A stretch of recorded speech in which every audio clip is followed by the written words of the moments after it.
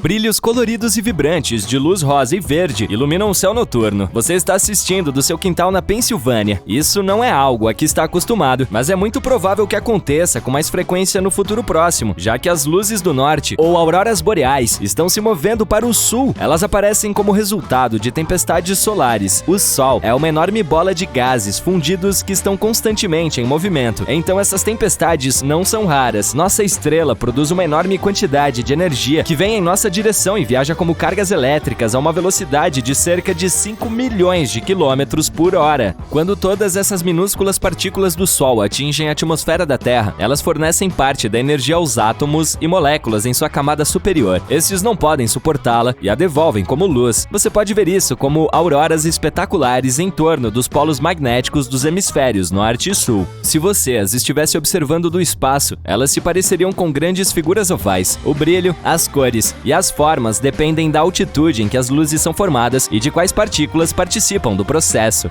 No hemisfério norte, locais como o Alasca, Canadá e grande parte da Escandinávia normalmente conseguem ver as mais brilhantes. A maior tempestade solar de todos os tempos foi registrada em 1859. Foi tão poderosa que as luzes do norte foram vistas em Cuba e Honolulu, e as do sul puderam ser avistadas até Santiago, capital do Chile. Em latitudes como a de Nova York, as pessoas podiam ler jornais no escuro apenas sob essas luzes.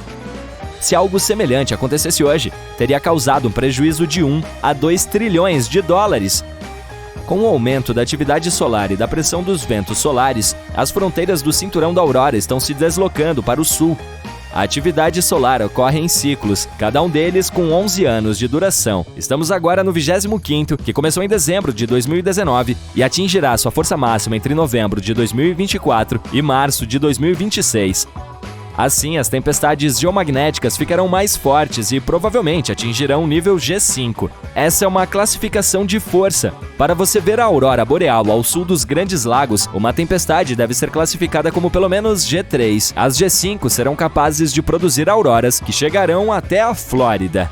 Se você não quiser esperar pela atividade solar atingir o pico em 2025, dirija-se para o norte se estiver nesse hemisfério ou para o sul se estiver no outro. As luzes lá embaixo são conhecidas como do sul ou auroras austrais. Não é necessário estar frio para ver as do norte, basta estar escuro. As auroras estão ativas durante todo o ano. Não dá para vê-las de abril a agosto nas partes mais setentrionais do mundo, porque a claridade dura 24 horas por dia. Também é importante que não haja precipitação ou nuvens no céu que irão bloquear a visão. A poluição luminosa é outro fator que atrapalha, então afaste-se de qualquer cidade. Tente chegar a uma elevação para maximizar suas chances de avistar as luzes, que podem surgir em uma variedade de cores, incluindo branco acinzentado. A parte verde amarelada que você mais provavelmente imagina ao pensar nelas é apenas a mais fácil de ser detectada pelo olho humano. Às vezes, não dá para perceber nada, mas sua câmera ainda as capturará. Pode parecer que as luzes do norte estejam perigosamente próximas da Terra, mas o mais perto que chegam de nós é a uns 80 quilômetros. Para comparação, os aviões normalmente voam a cerca de 9 quilômetros acima da superfície, e isso já parece muito alto. A distância da Terra define a cor das auroras. Quando átomos que nos dão esse espetáculo incrível colidem mais perto daqui, podemos ver azul e violeta no céu. As verdes e vermelhas nascem mais longe do nosso planeta, que não é o único a ter as luzes do norte.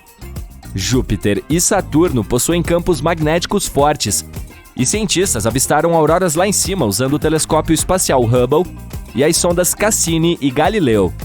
Parece que as de Saturno também são causadas pelos ventos solares, mas não está tão claro sobre Júpiter. Apesar do que você muitas vezes pode ver online, as auroras boreais não vão desaparecer completamente. Assim que o Sol passar o pico de atividade e se tornar menos ativo, tanto as luzes do norte quanto as do sul acontecerão com menos frequência, mas ainda serão lindas.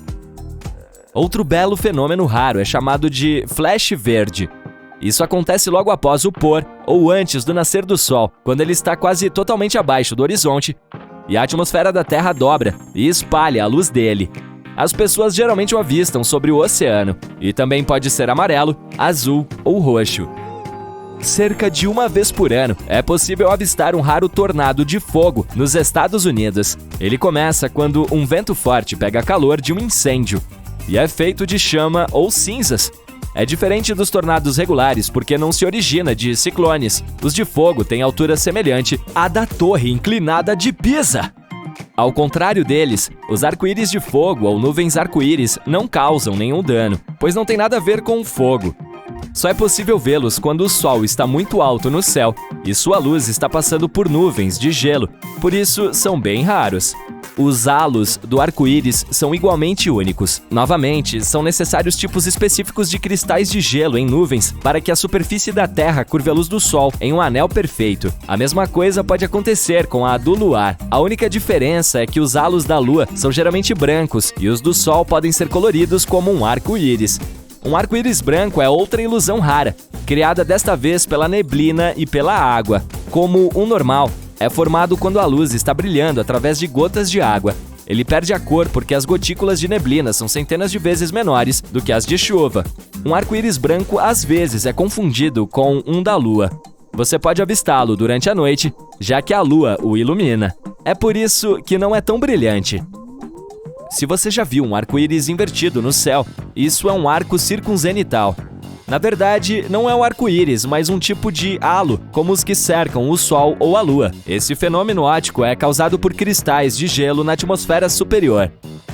Você tem a melhor chance de avistar um quando o Sol está relativamente baixo no céu. Já este fenômeno acontece muito raramente, mas pode chover sem uma única nuvem no céu. Às vezes, é chamado de chuva do Sol, porque parece que a água vem diretamente dele. Na realidade, as nuvens de chuva estão a uma distância daquele local específico. Com os raios do Sol sendo angulados, elas ficam fora de vista. Depois, é preciso apenas um pouco de vento para soprar a chuva na sua direção. Se você já viajou para regiões com alta altitude, pode ter visto algo chamado de penitentes. Essas pontas de gelo se formam apenas em um ambiente realmente frio e elevado, onde o ar é seco. A luz solar transforma o gelo diretamente em vapor em vez de derreter em água. E é por isso que essas lâminas de neve e gelo com até 4,5 metros de altura começam a aparecer na superfície da Terra. Entre os tipos mais raros de nuvens estão as lenticulares, que parecem gigantescos chapéus de montanha. Se formam quando o ar úmido viaja sobre uma montanha ou uma cordilheira e entra em uma área de turbulência. Os vulcões podem produzir raios. Eles são formados em colunas de cinzas vulcânicas através do atrito e da eletricidade estática para conectar as partículas positivas e negativas. Para entender como funciona, você pode esfregar um balão em seu cabelo ou seus pés em um carpete e depois tocar uma maçaneta de metal. Uma vez por ano, por apenas alguns momentos, uma queda d'água em Yosemite se transforma em uma cachoeira de fogo. No inverno e no início da primavera, 2 riachos descem da montanha El Capitan. Em condições perfeitas em fevereiro, quando o sol está escondido atrás do horizonte, ele se posiciona na posição certa para refletir na parede e colorir a água em um laranja ardente.